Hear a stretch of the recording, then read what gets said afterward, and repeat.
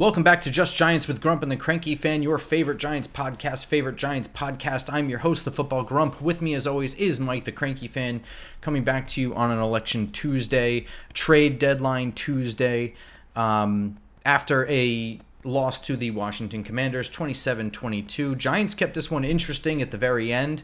Thought this game was getting away from us at one point, and they stepped up to the plate in the second half and made this interesting down the stretch, but ultimately we walked away pretty disappointed. Some interesting notes on this game is going to be mostly about, there's going to be interesting notes on both the offense and the defense. The offense was a tale of two halves. The defense was a tale of not doing anything.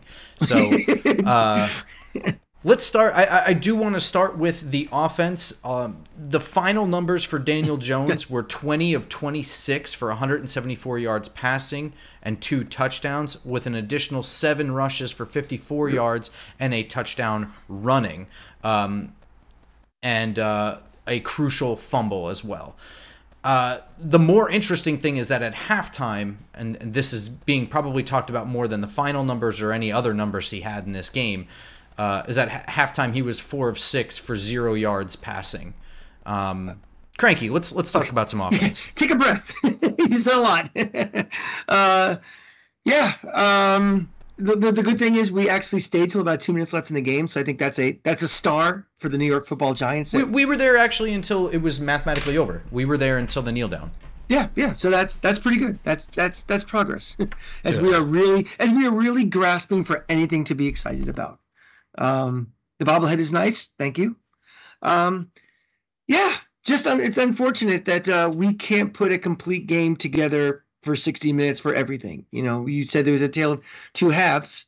You know, I don't ever remember seeing or ever hearing about a team that had 4 completions, a touchdown throw, and no yards. That's insane.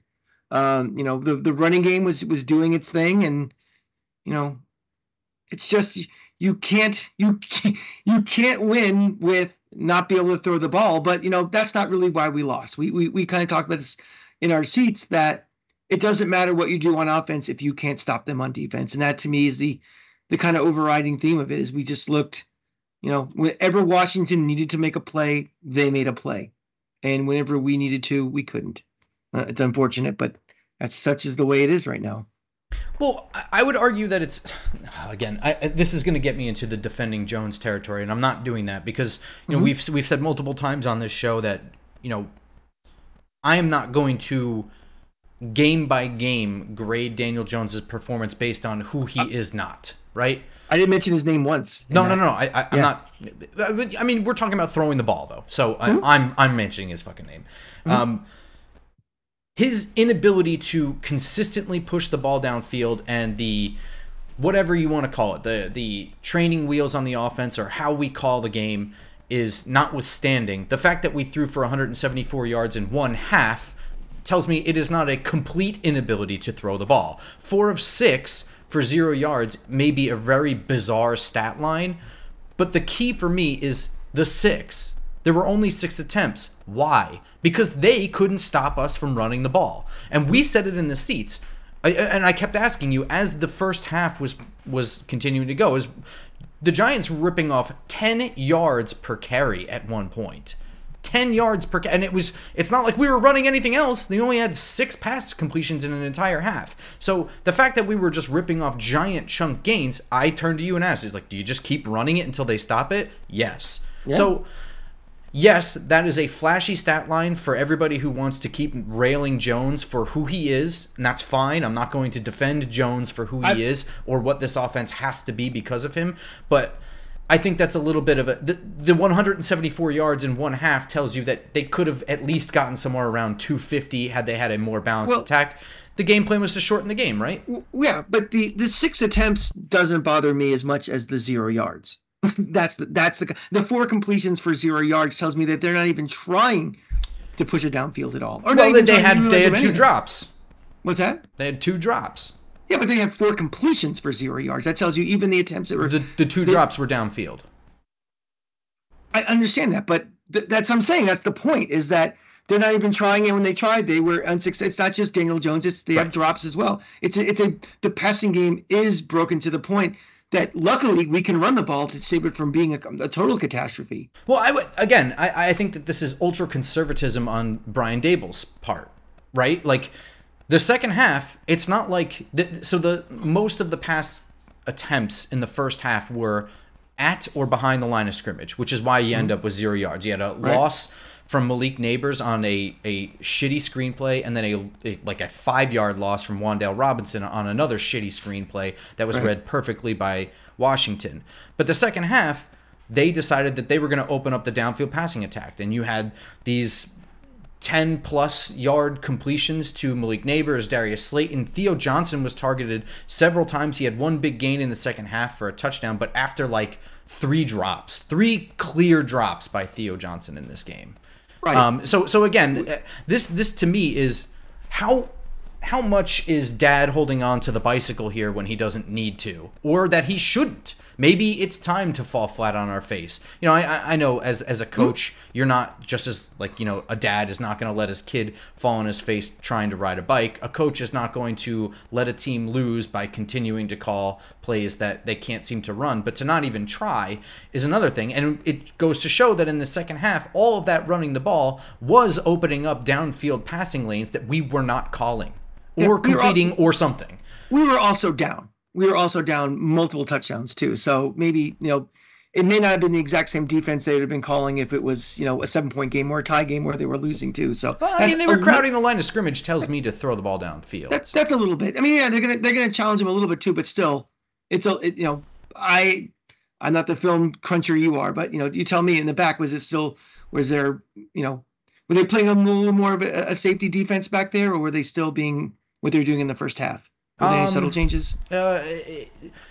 Some of the last drive of the game, that final touchdown, they were playing a lot more off. I mean, really, truthfully, that touchdown was a 4-play drive or a 3-play drive. I can't remember, but it's mostly that big completion to Theo Johnson where Frankie Louvu just got beat, flat out up the seam. But I mean, we didn't really even start testing Benjamin St-Juste with Malik Neighbors until the second half. I don't think that was a scheme thing on their part. And I'm agreeing with you on this thing. It's just like, you can't be so afraid of no protection from the left tackle, or so afraid of Daniel Jones doing a brain fart, or so afraid of a drop pass, or all these things that you just basically shut down. You have to try a little bit. And there is some. Daniel Jones is not he's not Jake Fromm, which I think some people now in their brain think is what he is. And I think part of the blame goes on the coaching staff for just, you're right, being afraid of, he's not gonna have enough time. And it's not just him. It's just they're just afraid he's not gonna have enough time to throw. Right. And a lot of that's why I say that the whole passing game is broken. It's not just Daniel Jones. It's from coaching staff down through everything. Yeah, and to be clear here, where I got frustrated here is that I'm okay with continuing to run the ball until they can stop it, especially when you're ripping off giant chunk gains. You scored a touchdown off of it. What pisses me off is that the drive in which they had the fumble, it's the passing play calls that were called mixed in with that. They were still these really short wide receiver screens, running back screens, bubble screens, all these things that are really just an extension of the run game. Exactly. Which, when the run game is working like that, then this is what they ended up doing in the second half, is run your play action off of that and throw something on the back end. Even if it's not going to work, it keeps them honest to keep your running game continue to work.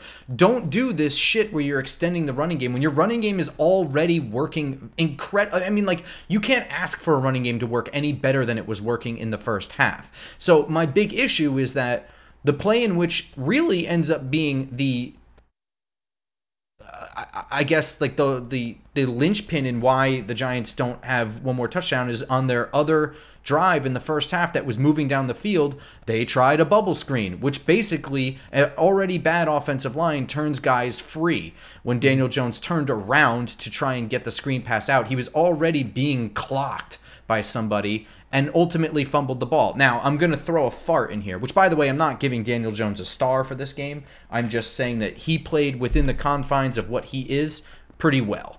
The fart here is going to the officials for this game. And I'm not going to blame the officials for the loss, but to allow that fumble to happen and not call the play dead, wait for everybody to start running to the ball, and then when Tyrone Tracy is the closest player to the ball, start blowing the whistle furiously so that he stops. Now again, I'm not absolving Tyrone Tracy. You should always, you hear me in the crowd say this all the time, pick up the ball, jump on the ball, it doesn't matter, you don't know. Play as if. You still have to play as if.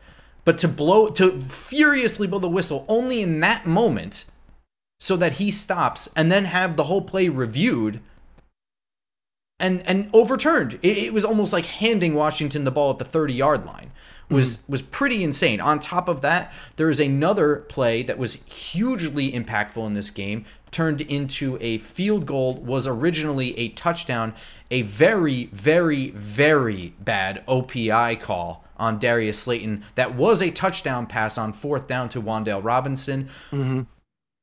I guess the broadcast official or whatever was like, no, I mean, that's pretty much how you draw it up because he didn't really run a route. He ran and then stopped running. When they say you have to run a real route, they mean you don't just collide with somebody. Yeah. Darius Slayton kind of looked like he was doing one of those, wide receiver things where they take a couple steps and they sort of do like a horizontal shimmy to kind of whatever, and then what the defender collided with him. That's not offensive pass interference. And if that's like we're playing by the letter of the law, then rewrite the law, because that's no way. It's not intent. He didn't initiate contact. He's not a pick play. He is not blocking downfield is basically the gist of that. He is simply standing somewhere where he is forcing someone to go around him. That's the entire point of that play. Yeah. I have a huge problem with that being. If you're a defender, just run through him and take the penalty. Just take him out. Yeah. And then one last thing, and this is just sort of a silly thing, is at the end of the game, we had defensive pass interference that was flagged on the field that ended up being an interception, and then we had to stop the whole game during the Giants' touchdown drive at the end. We had to stop the whole game to review if it was an interception and a fumble, but we have a flag anyway. Now, I understand that there's a yard difference there that was actually in the Giants' favor, but this kind of goes towards that, what the hell are we doing with replay situation where it's just make the fucking call on the field. Like, this was just absurdly silly waste of time where we know if it is a interception and fumble, we get like an additional 5 yards, but if it's not, we get the penalty anyway. And we had to go through the formalities of announcing it to the whole crowd, then taking a look under the hood, then going back out to the middle of the field and announcing the call, then seeing if the Giants want to take the penalty. All of this feels like it could have been done like a lot quicker without all of the formalities, right? Conspiracy Crank says the game went so fast that they had to make up commercial time, and this was a good opportunity to do it. Probably true. Something is, you're right. From that point in the game, and the net result of a change or something was so negligible that would this have happened if it was mid first quarter? Probably not. But it feels like that was, well, let's take it, and oh, by the way, let's do 2 sets of commercials during it to catch up. That's kind of felt like to me, because we were commenting during the game how this game was flying. How they're going to backload this with something, and that's kind of what this kind of almost tied to. But that shouldn't be the case. You shouldn't be dictating play on the field based on your TV overlords, if that even happened. But when something smells like a duck and quacks like a duck, it's probably a duck. Smells like a duck. Yeah. Just to finish off on some other stats from this game, I thought Malik Neighbors had a pretty good game, went 9 of 11 for 15. Here's the thing. All of this yardage was distributed pretty well for something like 174 yards on the ground. 54 was Jones. 66 was Tyrone Tracy on only 16 carries. Singletary 33 for only 7 rushes. But again, it goes back to your original thesis on this, is why do we have to wait till the second half to do any of this stuff? Yeah. All of a sudden we have this trust factor that we can do that. I mean, was Neighbors even targeted once in the first half? I think he was targeted one time. Yeah, okay. Because he had the screen that was like, 2 yards behind the line of scrimmage on like a 3rd and 3 instead of running anything. I mean, this is what drives me nuts is because, like I said, the running game was working so well that the passing attempts happened in situations where it was such short yardage, like, then just run past the sticks. We're still talking about within 5 yards. It's 3rd and 3. Just run 4 yards. Yeah. Why are we running screens behind the line of scrimmage on 3rd and 3? Do that on 2nd and 20 or something like that. You know what I mean? Like, or just run on 3rd and 3. Just fucking run. There's way too much over-reliance on having these guys make a play. It's difficult to do that. You know how you make plays? By beating a guy and being 2-3 yards in front of him and catching the ball in front of you, not catching the ball and having a guy in front of you and have to make a play all the time.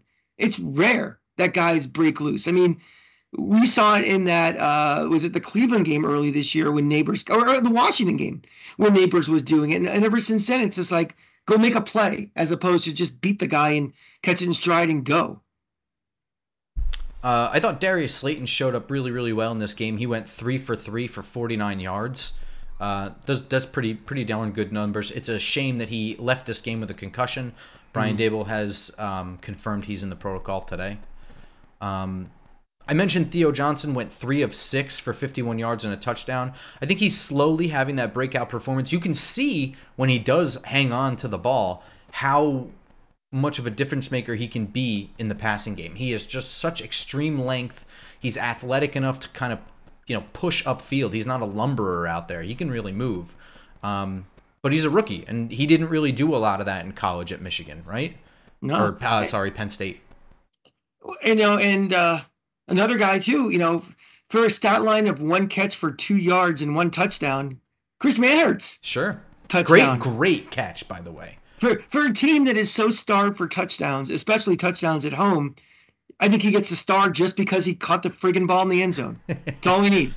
Bar's low on this, folks, but he deserves one. I mean, let's be honest. That easily could have been a moment where everyone in the crowd turns around and goes, why are we throwing to Chris Manhertz at the goal line? If he doesn't come away with that because he's mostly just a blocking tight end, right? He really had to go up and get that. That was not easy. That's a bit of the creativity, though, that we need in the passing game, to be very honest. We just spent 10 minutes bitching at how, the play call is an extension of the running game. Well, that's a little wrinkle that people don't expect. And the passing game, since this game specifically was so dominant on the run game, do something in the passing game to keep them on their toes. Completely agree. So throw to someone like him, that wasn't on my bingo card. Yeah, really. I completely agree. I'm just saying for him to come down with that was it was a big moment, and it was not easy for him either. That was a tough catch. Wan'Dale Robinson, total non-factor in this game. 3 of 4 for 10 yards. Mm-hmm. I guess that happens. He's been having a great year. I have no issues with that. Overall, I thought, considering, we have a very bad tackle situation right now, offensive tackle situation. I thought this was a pretty darn good game from the offensive line. Just the fact that we were able to run the ball like we could, I thought was incredible. Yeah, it's unfortunate. The pick that Daniel Jones threw, that was caused due to pressure, right? Was his arm was hit as he was throwing it? The interception? Yeah. That was overturned? The one early in the game. The fumble. The fumble rather. The fumble was a screen. It was like a let this guy loose thing. And he just got attacked immediately. I think that was actually on the running back. I don't know if it was Singletary or Tracy to kind of just chip a little bit more than that. Then, I can't. It might have been the left tackle. Either way, more than that one moment where either a running back or a backup tackle didn't block enough on a screen. But my problem is we ran a screenplay on when we could be throwing the ball down the field if we want to throw. My boy Dante Fowler had 2 sacks, but they only had 2, and they only had 4 tackles for loss the entire game. Yeah, I think it was Fowler. I'm not sure, but they did have 1 sack called off because of roughing the passer, where they just drilled Daniel Jones in the face. Yeah, it doesn't list it on here, but no, I think that was Fowler though. So he had a pretty impactful game, but again, that's Dante Fowler. Yeah, he's good. Sure, first round pick right there. So. I didn't have anything else on the offense personally. Go ahead. I do. I want to talk about the 2-point conversion. I guess we can call that offense. I know it's technically special teams, but it's No, no, offense. that's offense. It's not really special Okay. teams at all. I know a lot of people are criticizing DeBall for the decision to go for 2 on that spot. And I've been very consistent about the decisions when to go for 2 or not. And it's happened now back-to-back Giant games, and it's even happened in a Florida game against Tennessee in the exact same situation. Here's my philosophy, and Grump, you tell me if you agree or disagree or not. When you are the inferior team and you're getting beat on the field, you need to even up the situation, and you need to give yourself as many opportunities as you can to win a game. And to me, that means, and I think Brian Daboll has been doing that. You see a lot more aggressiveness to go for it on 4th down. The only way this team is going to score is, having the ball longer on offense, and punting on 4th and 1 on the 38-yard line is not going to get it done to win games the way this offense is. Going for field goals as opposed to going for trying to get the first down, extending drives, it's not going to win games. So to me, you are trying, if you're the inferior team, you're trying to shorten the game as much as you can. You want to have as much possession as possible. You want to win a game in regulation. You don't want to win a game in overtime. To me, it's a lot easier to win on one play than it is, well, let's just take it to overtime and see what we can do. Because the more time you're out there, the more chance you're going to lose. So I have absolutely no problem, and I completely agree with, if you're down 8 or you're down, going for 2 there and trying to win the game as opposed to going for the tie to go to overtime. Now, the play calling sucked. I mean, if you are running the ball very successfully all day, line up, run the fucking ball, get in the end zone. This red zone offense blows, and mostly it blows because I think it's play calling as much it is as the talent that we have. So parse out the decision to go for it versus how we tried to execute it. And the play call is atrocious. The decision to go for it, to me, is almost a no-brainer. Yeah, I mean, I think that's the whole reason behind you go for it when you're the inferior team, when you're behind. You're 100% right. I think the whole plan there is to get within 6 first, if at all possible. If you get 2 drives where you don't score, you can tie it up with some field goals. If you can win the game, if you can score again, you can win the game on just your extra point. Or, and if you miss the 2-point conversion the first time, you have another shot to tie it up there. So that is the whole point. I agree with you. I agree with you. I don't have a problem with going for 2. I have a problem with the decisions that we've went for 2. Like, I don't like splitting the field in half when you are doing something like that. Like, you're eliminating options. And that's what we did on the first one. Now, if you wanted to do something that looks like a zone read run with Daniel Jones where somebody blocking in front of him is actually leaking out for a pass, something like that, technically, yes, you're splitting the field in half when you do something like that, but you're playing on them banking on they run the ball with Daniel Jones. You're also reacting to what you see in front of you. Yeah, exactly. It's not a design move. Yeah, exactly. And then, of course, it's Daniel Jones. So if he sees that they're not playing it and they're letting him run, then he can always just run it in. That's unlikely. I think it's more likely that more players bite down on him and somebody's open in the end zone. We didn't really do that. And then the second time, really we were just trying to do some fake shit on the outside and give Wan'Dale Robinson something on the inside. And Washington covered it. And then because it wasn't a real play, like the routes on the outside didn't look like they were even anywhere in the progression. So when Wan'Dale wasn't open in the middle, Daniel Jones is looking around and nobody at all is open. He just starts running. He ends up taking the sack like 20 yards behind the line of scrimmage. But at that point, he had no chance whatsoever to do anything. Nobody knew what to do. They weren't running routes that were going anywhere. So they didn't really know how to get free. Everyone was just kind of positioned in a spot in the end zone. And Sure, maybe he's supposed to just throw it somewhere and give someone a 50-50 shot, I guess, but I don't like that play call. I think you can do something better with that. So I agree with you. Yeah. It seems like a lot of coaches, too, it's just they feel, again, they have to be special and tricky when you get to two-point conversions. And I was flipping around red zone when I got home yesterday, and somebody tried to do a Philly special on it. Somebody's trying to do, just, four wideouts out and just trying to get everybody moving around. It's just like, just be simple. Just fucking run the ball, or just do something very, you're talking 2.5 yards. I think it just seems more often than not, trickery and stuff, and just trying to be fancy down there, and it's unsuccessful. Just line up and run a play. I'm gonna throw one last thing into this conversation about the 2-point conversion. Yeah, I agree with you that it is analytically the right move when you're the worst team. Mm-hmm. I agree with you that I don't like the play calls that were used, especially, like you said, when you're running the ball really, really well. Mm-hmm. One last thing I'm just going to throw in there is I would have had no problem if we just kicked the extra points. I wouldn't have complained.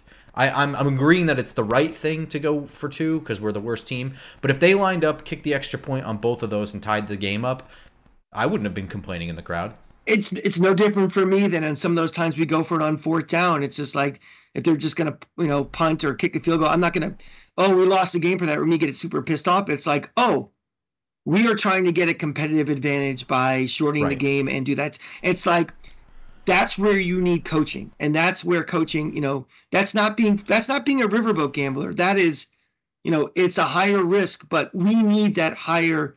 We'll pay the price for the higher risk because we need a higher reward on these things to balance out the fact we're not as good as the guys across from us. Yeah, and it also falls into that 2-7 territory. Mm-hmm. Like, you do this because what do you got to lose kind of situation. If you lose this game that you're already behind in, that's true. Then it's just another loss in that record.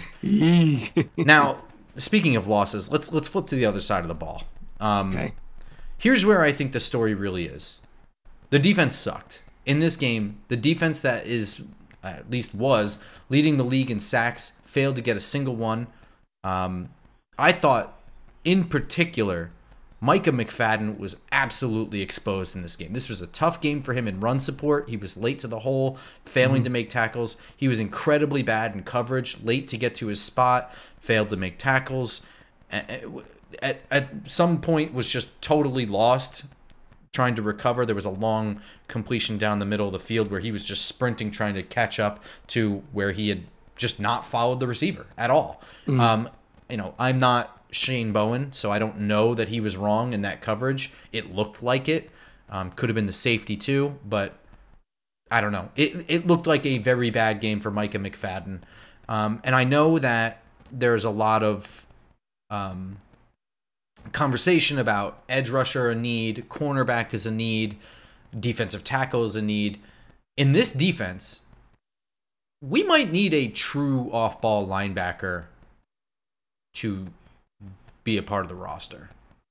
I think Micah McFadden might be a really good third linebacker to come off the bench in run situations or something in the future. Maybe not best to be linebacker 2. Yeah. It's funny. He led the team in tackles.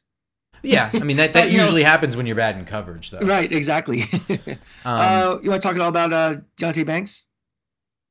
Yeah, for the most part, I thought Deonte Banks had for the most part, I thought he did okay. But in the biggest moments when he needed to step up, he played badly. That's it. He was beat at the goal line by Terry McLaurin, and I'm gonna kind of say, like, I wish we weren't in man coverage at the goal line where you just line up not even a pick play, but it's just it's so tough to just get inside leverage right there at the goal line when you have 2 wide receivers lined up there. I almost wish that you're in zone where you can just switch off, let them cross each other, and just have Deonte Banks drop and Drew Phillips drive. I think it's either Drew Phillips or Cordell Flott. I forget. Yeah, it was Drew Phillips. I let him drive on Terry McLaurin, let Deonte Banks drop for whoever that was, De'Ami Brown or whatever. But I'm not gonna absolve Deonte Banks for not being there. And the bigger one was right after this shitty defense allowed Washington to convert a 3rd and 18, the very next play, he is just absolutely busted on Terry McLaurin. Like, he was playing off and everything. They run a slant and go on off coverage. Should be a failure every time. And it's not even like he bit. It kind of, again, not giving him excuses, kind of looked like he got his feet tripped up. That's not an excuse. You need to be better.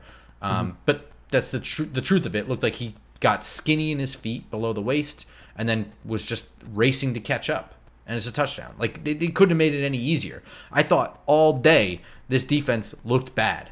They failed to stop anything. We had maybe like 3 stops the whole game, one of which was a field goal. The other 2 were punts, maybe. And I get very frustrating games like this because this is the second time you're seeing this team. And it's a rookie quarterback. Yeah. You've had, I think I saw something. This is the first time since at least 1950 that we got swept by a rookie quarterback in the same year. That's really, really bad. That's awful. Yeah, but I understand that Kayvon Thibodeau is your more well-rounded edge rusher, and he's not playing in this game but played in the last game. But I don't think it would have made a difference. I think they just played very badly in this game. I agree. This is very disappointing because I think in spite of the fact that we didn't throw the ball in the first half, in spite of everything, that if we weren't just a sieve on defense, this could have been a winnable game. I think we would have had, we had time possession. We were starting to incorporate the pass in the second half and everything, and this game could have been won. But we just, like you said, at the worst possible moments, had the defensive breakdowns. Yeah, and I'm kind of okay with that as being where we are as a team. When all things are considered here, the Giants end the game with 22 points, right? That's 2 missed 2-point conversions. So really theoretically, your offense scored 24 points in any normal game. And of those 24 points, should have been 7 because of a bad OPI call. So really, you're talking about the offense scoring 28 points in this game. Yeah. In terms of, right? I mean, you have 2-point conversions that you don't need to go for, and a field goal that should have been a touchdown. Again, I'm not actually, it is what it is. I said this on the show. I say this in real life. I'll say it till the day I die. You always have to play better than the officials can take away from you. You always have to be ready for the officials to take away one score from you. It happens far too often in football in general. You have to be better than that.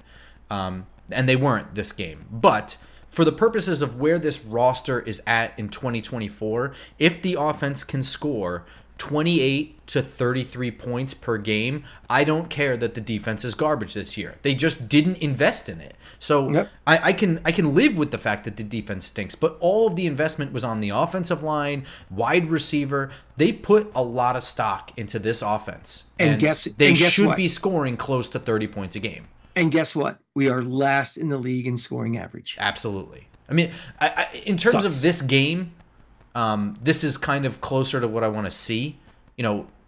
It's scattershot because, like I said, I don't ever want to see us only run in one half and then only throw in another half.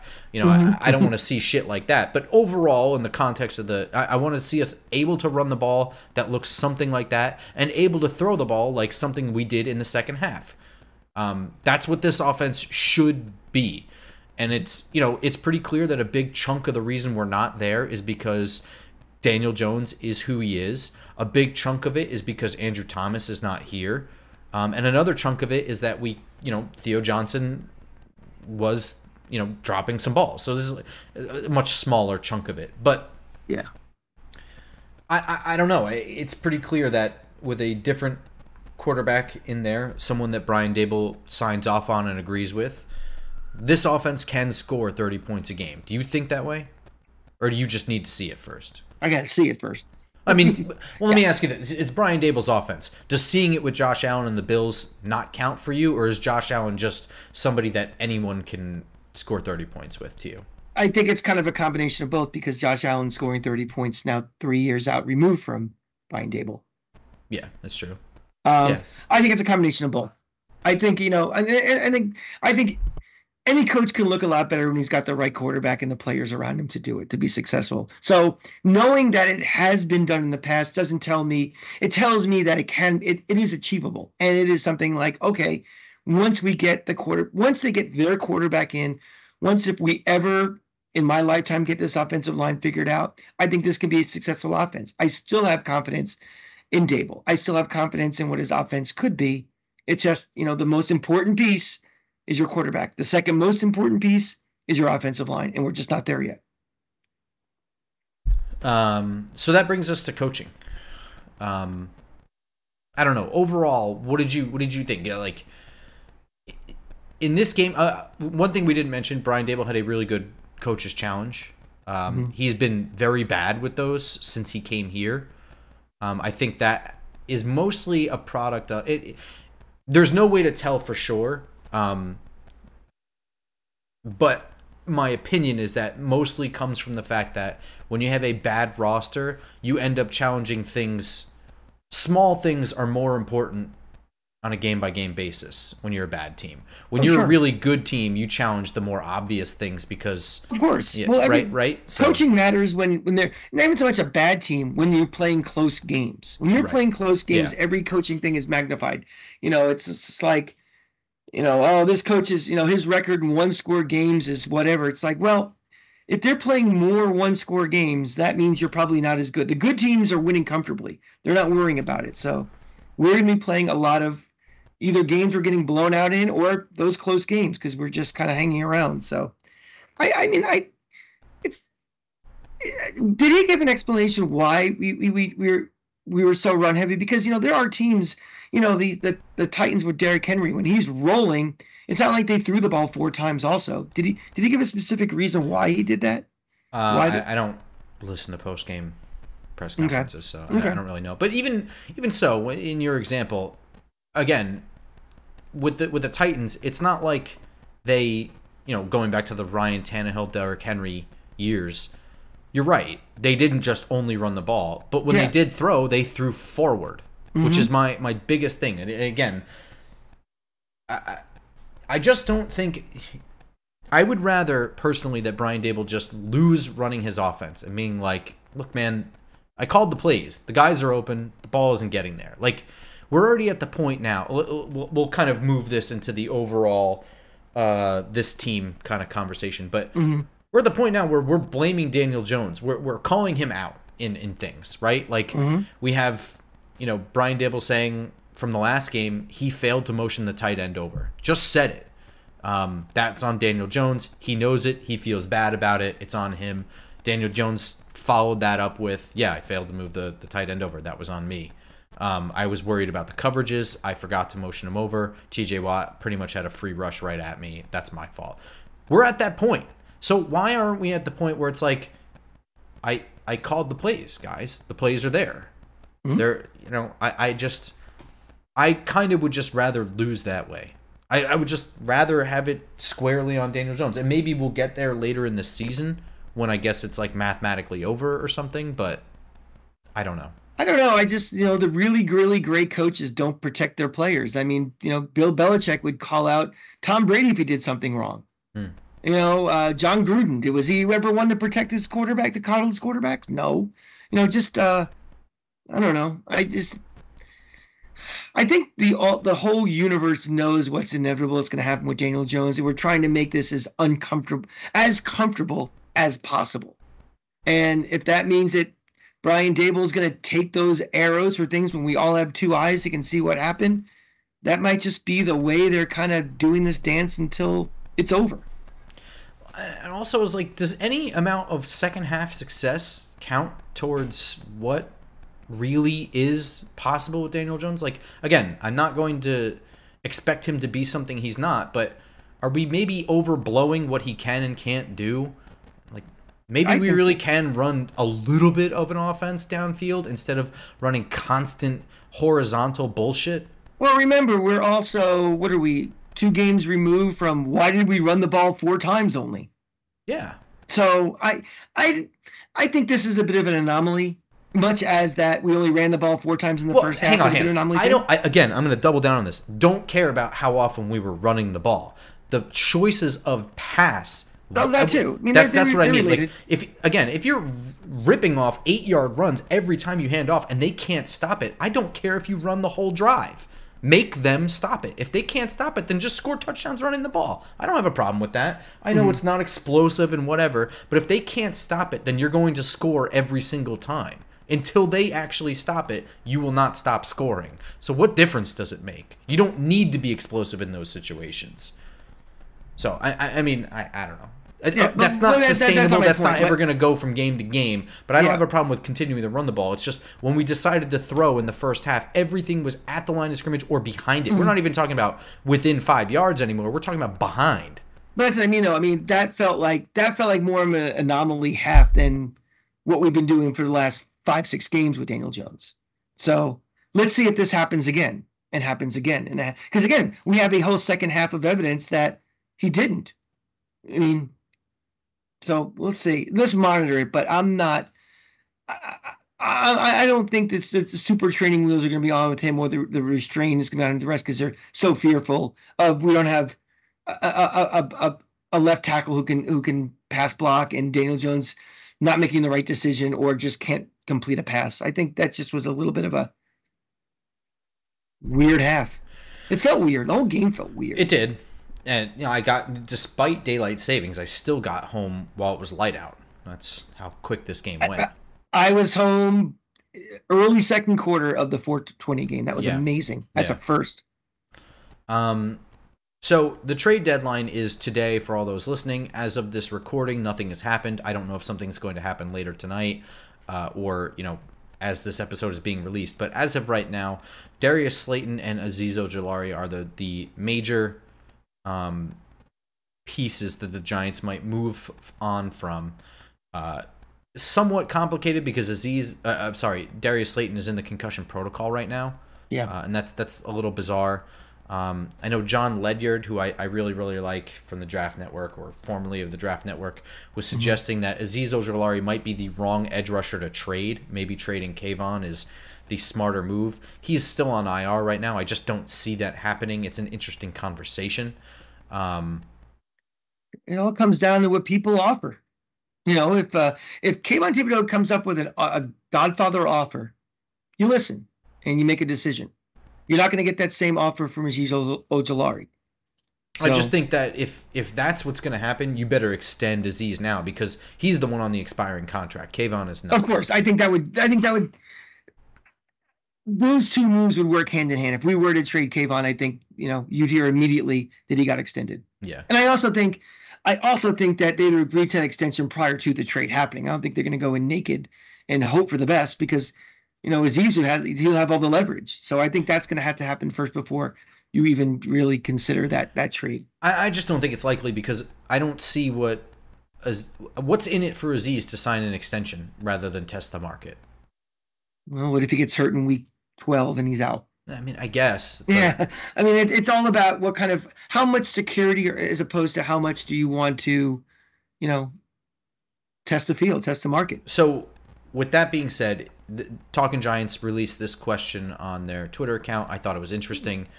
What is the maximum amount of money per year you would offer Azeez? What is essentially a third edge rusher. He's really not a starter. A third edge rusher who has had a history of injury issues. Yep. Mm-hmm. Which dates back to college, by the way. So I can't make my decision assuming what other people are going to do. I can only do what's best for me. I don't know. I don't think it's as high as people think they are to we got to re-sign him. It's got to be, I wouldn't overspend for him for sure. No, yeah. And I'm sure he's going to make more than this, but the most that I would probably be willing to part with for him is, and I like him a lot. I thought he's a good pick. Mm-hmm. It's unfortunate what happened with him injury wise. He's super productive on the field, but it's hard for me to agree to give him more than $6 million a year. That's about, I was going to say $6-7 million a year most. I mean, that's not my opening offer. That's the most that I'm willing to dish out. And I'm sure that he's going to make at least 8 on the open market. Yeah, so I mean, unfortunately, the way this roster is right now, we have a lot of holes to fill. And You know, a third edge rusher with a history of injury concerns is a little bit more of a luxury item than an item of need. I'm really interested to see what he really attracts in the trade market. Like, to me, it doesn't seem like you're ever going to get anything close, not much more than a 5. And to me, a 5th round pick for this team, the most you're really going to hope for is that you can use that in a package to move up somewhere else. And I don't even, that's not moving you in the 1st round, I don't think. I think you're moving like a 2nd round pick up a little bit or something if you have that. Can you trade a compensatory pick? You got to have it first. So if the free agency is before the draft? You don't get the compensatories for Aziz walking until 2026. The compensatories are for this past offseason. Okay. All right. So then that doesn't really apply into this. I don't know. I mean, if it's just a 5, is it really worth it? That's kind of what. Again, like what you get for a 5th, and this is the argument with Darius Slayton, and we'll bring him into the conversation a little bit. But what's the best you can hope for with a 5th round pick? Tyrone Tracy and Darius Slayton, right? Yeah, and for every Tyrone Tracy and Darius Slayton, there are 10 guys. There are a bunch of Micah McFadden's. Or guys who you just don't even make camp. Sure. Yeah, so a 5th round, every draft pick is a gamble to begin with. Anything past a 2nd is, a real flip of a coin. Your 3rds you should be nailing on, but that's sort of where you're banking on, well, this guy has elite athleticism, or, well, he has an injury history, but he's really good. That's usually what you're dealing with in the 3rd round. It's still a coin flip. And so when you're talking about a 5th round pick, granted, this regime has been pretty good at picking in the later rounds, in my opinion. Mm-hmm. It's still, like, the impact player you're getting are, Tyrone Tracy is a low-value one.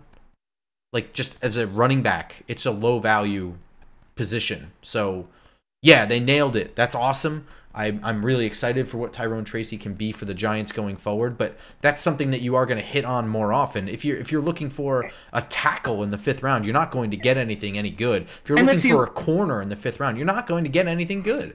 Yeah, and let's see even a little more where Tyrone Tracy is. We've seen him play, just a handful of games right now. Sure. It's encouraging, but I'm not ready to, it is very get the yellow early. Jacket ready for him. Yeah. And then once you get to the more high value positions like a Darius Slayton, that was a huge surprise. And remember, when he was connecting with Daniel Jones in camp before in his rookie season, everyone was like, well, they have a really good rapport, but I don't know if Darius Slayton's really going to see the field. That's sort of a, whatever. You don't expect anything from a 5th round pick. So to walk away from a productive edge rusher, injury history or otherwise, it's always nice to know that you have Aziz on the bench. Mm-hmm. You know what I mean? It's, I don't know. To me, the most value you get out of a 5th round pick is packaging it up with other picks to move up somewhere else in the draft. I think that's really where you get the most value. And a 5th is not really going to move your 1st at all. We're not going to go from 6 to 2 by saying here's another 5th. It's going to be they're going to want significant. You're going to package up a 5th with maybe both your 5ths to move up in the 3rd round or to move up in the 2nd round. You know what I mean? Like, you're not really, and we're talking about only it's a moving lot up of a couple question spots. marks over a proven commodity. And so, I don't know. I have a lot of, it's tough for me with Azeez Ojulari because, the edge position to me is,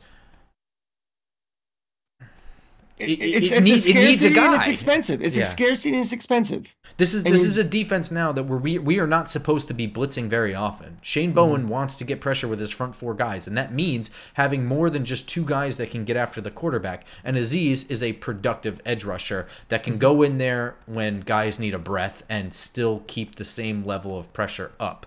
So it's tough for me on him. With Darius Slayton, you have a guy who has been an underwhelming wide receiver 1 throughout the years here, but an extremely good wide receiver 3 numbers-wise. What he gives you at the end of the year from a wide receiver 3 is what a lot of teams hope for. Now, of course, when you're a team that needs every single play to go right to have any success, what you remember most about Darius Slayton are the plays he doesn't make.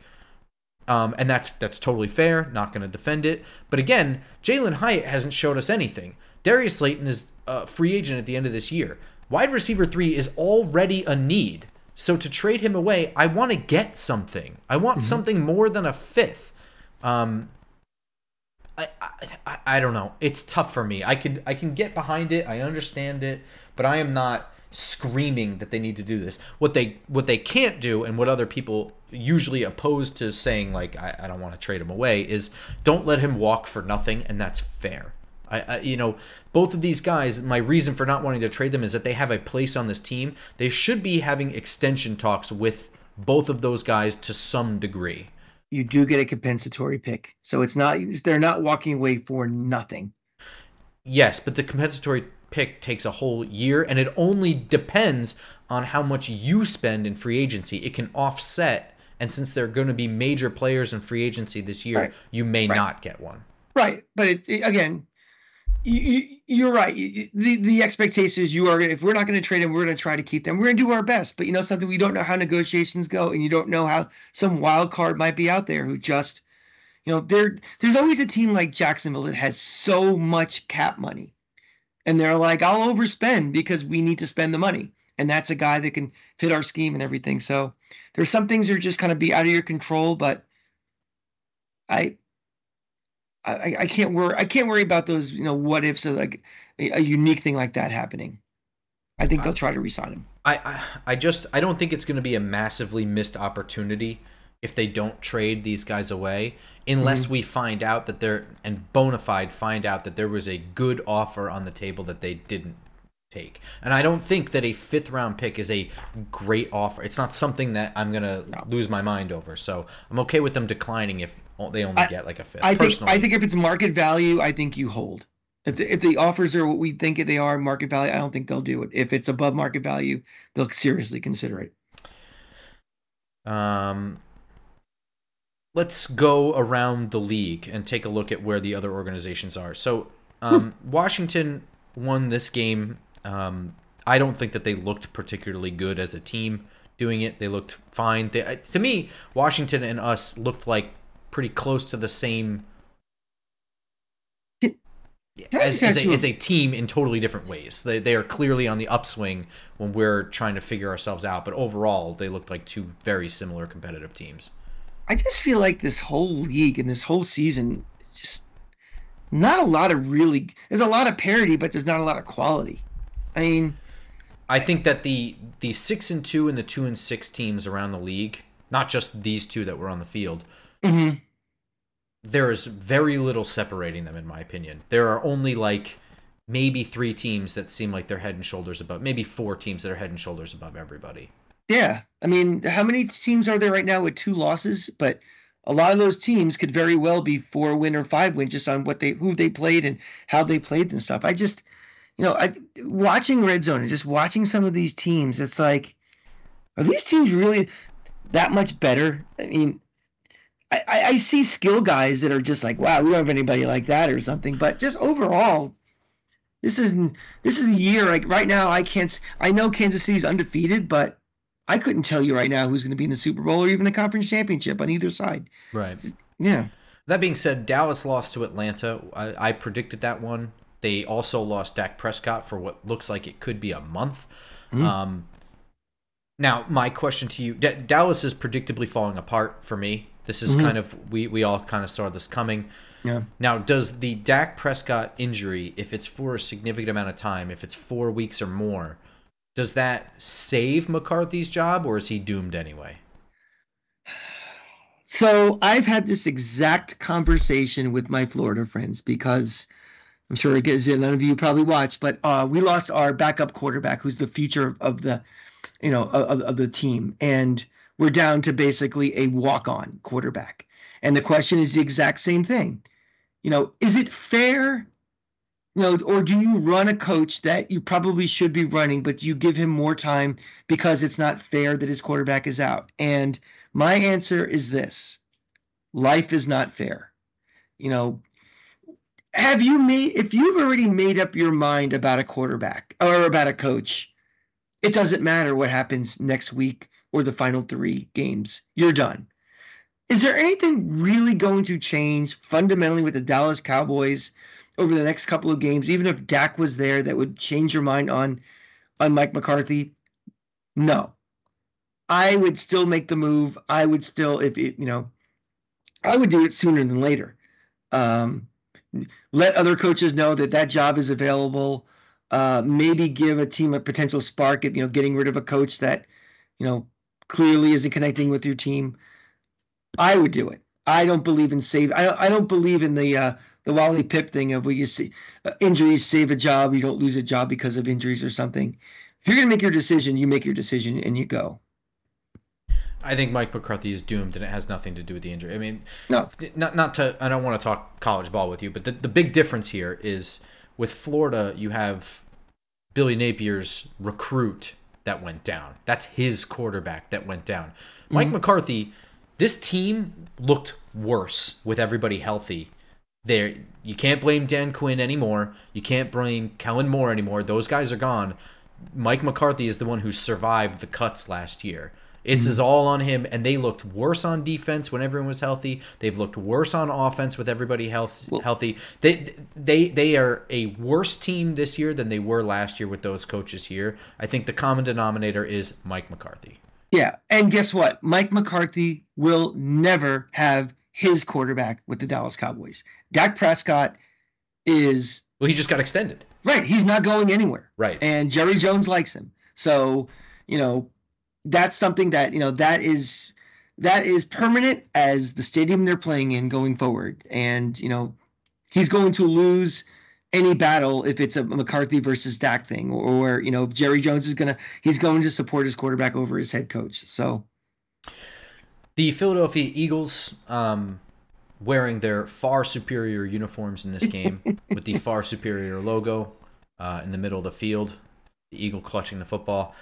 They had probably one of the most highlight-worthy games I have ever seen in my life. And yet, to my point, this is exactly what I predicted too. They're going to win this game against the Jacksonville Jaguars, and the story's going to be that the Eagles got right. They nearly lost this game, despite in two insane catches by Devontae Smith, a wild Saquon Barkley run. They came down to a Trevor Lawrence bad throw in the red zone on what was bad coverage by Nakobe Dean turned into an interception that would have otherwise been the go-ahead touchdown with like a minute left in the game. They very, very literally snatched victory from the jaws of defeat in this game, despite being a much better team on paper, a much better team by record, and having all of those insane plays that I said, everything going their way. They very nearly lost to a very bad Jaguars team, just the same as they kind of were hanging around with us. Well, you can polish a turd, apparently, by putting a pretty uniform on them. Who wasn't impressed? Their fans. They're bitching and moaning just as if they should lost. Be. They should be. Yeah, I think they know better. We rail on Philly fan all the time, but they smell cat shit when they when it's around them. And we were kind of talking about like where the NFC wild cards are going to come from. I think we got a pretty clear answer how big the gap is between Detroit and Green Bay last night. Seattle doesn't look like they're a good team at this point. So to me, it's starting to look like it's San Francisco and LA in the West. It's Detroit and Minnesota in the North. The South looks like it's going to be Atlanta and Tampa Bay. I don't see Dallas. The question is, does Philly get in? And I think that they can. But I don't think Philly has a legitimate shot at the Super Bowl the way they're playing thus far this season. I don't mean right now. I mean from the beginning of the season up until now, they don't look like a Super Bowl team to me. No, not at all. Not at all. They would probably be that fourth seed, right? They'd be the lowest ranked. What's that record? They have 2 losses? And I don't know. I just don't think they're good. I think they're going to end up as the 4th seed, as the lowest seeded division winner. Which means you don't get a bye, which means you'll have to play. But these wild card teams are not very good either. I mean, they can make it to the second weekend, but I don't think they're in Detroit's or even when San Francisco gets healthy, even in their league either. And Dallas, and it's not a roster issue. No, it's just a disjointed issue. Yeah. It's just they just seem like they're not on the same page. They just seem like something's off. In Dallas, I think, any hope they had for a while, missing Dak for that time, they're gonna start piling on losses. And I think Lamb too, right? Mm-hmm. Yeah. Yeah, I don't see Dallas pushing at this point. And where does Washington land for you? I think they're a team that can surprise in the playoffs, but again, this is I'm sticking with it. I think that some of these veteran guys are going to start falling apart later in the year during the playoff push. Well, wait a minute. You were talking before about Philly getting in. I was kind of like not thinking right, but at the end of the season, do you see Philly catching Washington? It can happen, yeah. Like I said, like the Washington fall apart thing, I think is just going to be a matter of rookie quarterback doing rookie quarterback things. I think it's going to be a part of injuries just catching up and not having a lot of depth. And I know that Washington's offenses look really good against really bad teams, but we've seen them in person twice, and it was all right. I mean, it's good enough to beat us, but that didn't look like a team to me that's going to go in and beat Detroit, beat San Francisco, maybe even beat Seattle. So I think for all the dysfunction, for all the joking around we do about the coach, for all the everything, I think Philly's going to catch them and win the division. They could, yeah. It's certainly possible. I think they're tied right now, anyway. But yeah, I don't know. I kind of feel like Tampa Bay is the odd team out. I think maybe Philly and Washington get in. They got they don't have any wide receivers right now, and when you lose a Mike Evans, that hurts. And I'm not sure about the quarterback. He's consistent enough to really do it for him again. So yeah, I can see Tampa Bay being out. We'll have to see what he looks like when he doesn't have Mike Evans to throw just like Mm-hmm. sort of near, kind of the same way Matt Stafford was just throwing in the direction of Calvin Johnson for like a decade. Oh, the one thing about Philly also is A.J. Brown got hurt, right? Yeah, but I don't know for the length of time. Mm-hmm. Was it a serious one? Because I missed that injury. I don't know. I just saw he was down, so I don't know the extent of it.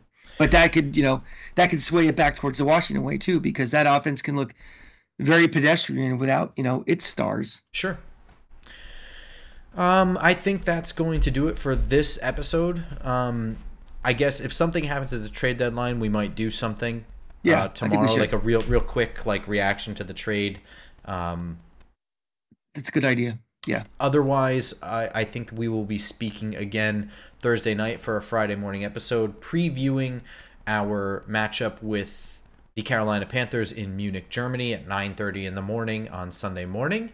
So be sure to stay tuned for us on iTunes, SoundCloud, Spotify, and of course YouTube for that Friday morning episode previewing that game. Until then, go Giants. Go Giants.